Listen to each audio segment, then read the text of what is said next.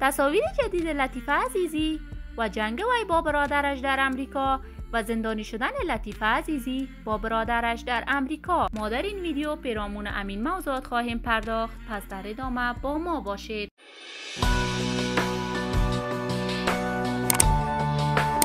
سلام، شما را خوش آمدید میگم به کانال دنیا اینفو. من مروارید عزیزی هستم. برای حمایت از من علامت سابسکرایب را فشار دهید تا از ویدیوهای دیگر کانال ما هم آگاه شوید. لطیفه عزیزی هنرمند جوان و در عین حال خوش سیما، دختر ترکمن که بعد از اشتراک در ستاره افغان و گرفتن مقام سوم در این پروسه رقابتی تلویزیون طلوع به اوج شهرت رسید.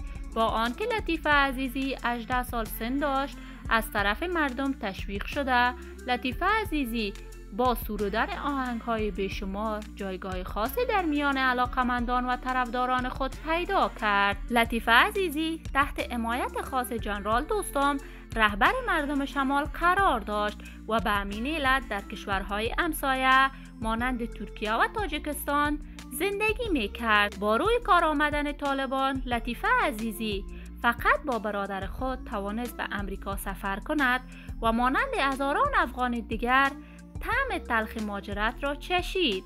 لطیفه عزیزی مدت زیاد می شود دیگر آواز نمی خواند و خواسته دختر فیلم در سینمای هالیوود شود.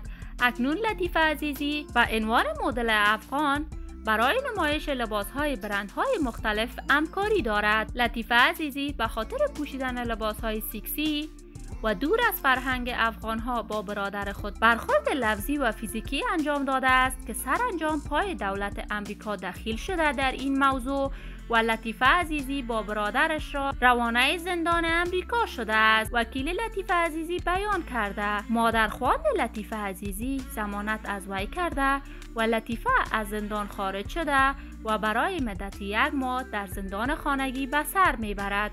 شما هم نظریات خود را راجع به آخرین تصاویر نشر شده از لطیفه عزیزی و کارهای وی به عنوان یک دختر افغان در بخش کامنت با من شریک بسازید. این ویدیو را لایک نموده تا دوستان دیگر هم راجع به رفتار و کارهای غیر اخلاقی لطیفه عزیزی آگاه شوند.